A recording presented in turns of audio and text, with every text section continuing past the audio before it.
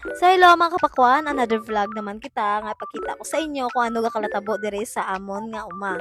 Kahapon mga kapakwan, gi-survey sang akon nga bana kung pwede na ba i-harvest ang aton nga seedless pero hindi pagid pwede mga kapakwan no.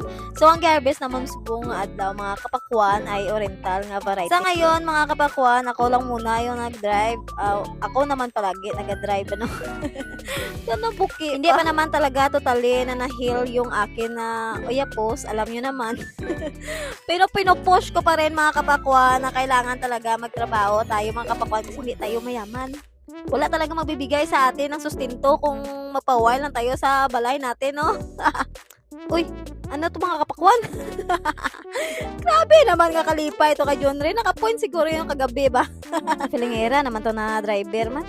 Aba, bago tayo pumasok sa area mga kapakwan, nakita ni Bradudong na parang ano daw, 50-50 na makapasok yung LP. Sabi ko sa kanya, malis ka dyan! Abaw, suplada.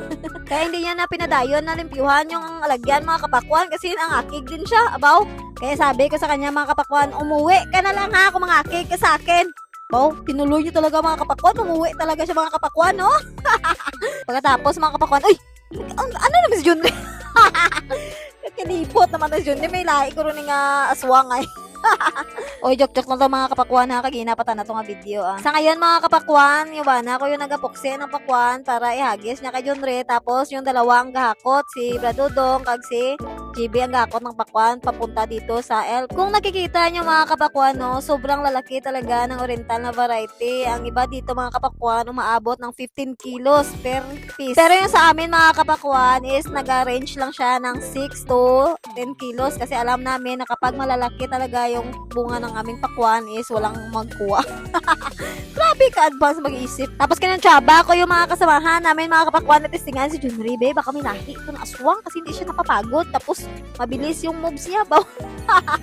Napagod din mga kapakwan. Sabi ko, mahinang nila lang to. At dahil natapos na nila hakot yung mga pakwan na inarbis nila mga kapakwan, no, ako naman dito na punto is nagapadayaw.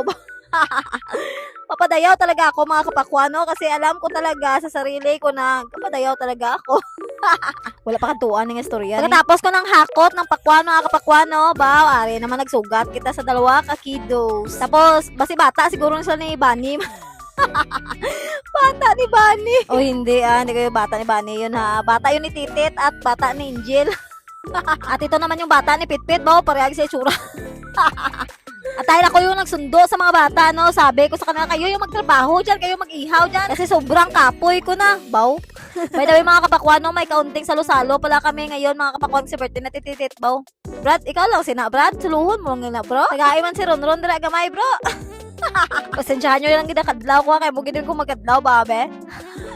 Nag-ihaw pala kami ngayon, mga kapakwan. Alam nyo kung ano to, di ba? Kung di magkita ang ulo, di ba balaan ka ano, Walaan yun lang na mga kapakwan pero arigid paborito ko mga kapakwan pabo. Pila na kami kadlaw pa bulad-bulad pero ari mga kapakwan pabo na gid niya. At syempre salamat kay pare, grabe ka pisan. Grabe ka pisan kay bagong buhay na daw siya be. Tanawon na isa ka tuig be or basi 3 months lang. Handa siya magbago mga kapakwan para lang balikan siya ni Joan sana all. Kabago na ba? Pero ari be. Ari mga kapakwan, lagi po nagabagawa sa subong kay tikalon gyapon, kaldero na mo na. Bawi magyapon sa termos Ay termos, takure gili. Gabi ka kamali-mali. Tanaw yung mga kapakwan, no, tanglad na lang ay diretso na lang tani iya sa kaldero. Ay, ambot na lang take 2. Take 3 nasulod na gid pero damadamo na baras. Ay, nagawasan to mga kapakwan. Aring bunso ko nga bata ang mga kapakwan, no? Wala nagitsalain nga, himuon niya. Pero by the way, no, may short na siya ha, hindi lang makita. At nung natapos na yung trabaho mga kapakwan, kumanta na naman yung bana ko. Sabi ko, umulan, ganit mamaya, swerte ka, kid. Pantuto. Grabe talaga yung kanta ni Bardodong kasi alam niyo mga kapakwan, yung kinakanta ng bana ko. Napakasakit sa puso ng isang planters namin kasi nagmahal siya ng todo tapos pinaraya niya. Ito yung ginamin ko na tao mga kapakwan nga nagmahal na todo tapos nagparaya lang siya mga kapakwan. Ito si JB. Sabi kadlaw yung mga kapakwan pero siya pala yung tinatamaan sa kanta, no? Pero Ay, ambot-ambot mga kapakwan. Grabe, blay nuktok kaya dali mga kapakwan. Sama to mga kapakwan. Tani i-like, comment, kag share nyo man ang akon nga video. Bye!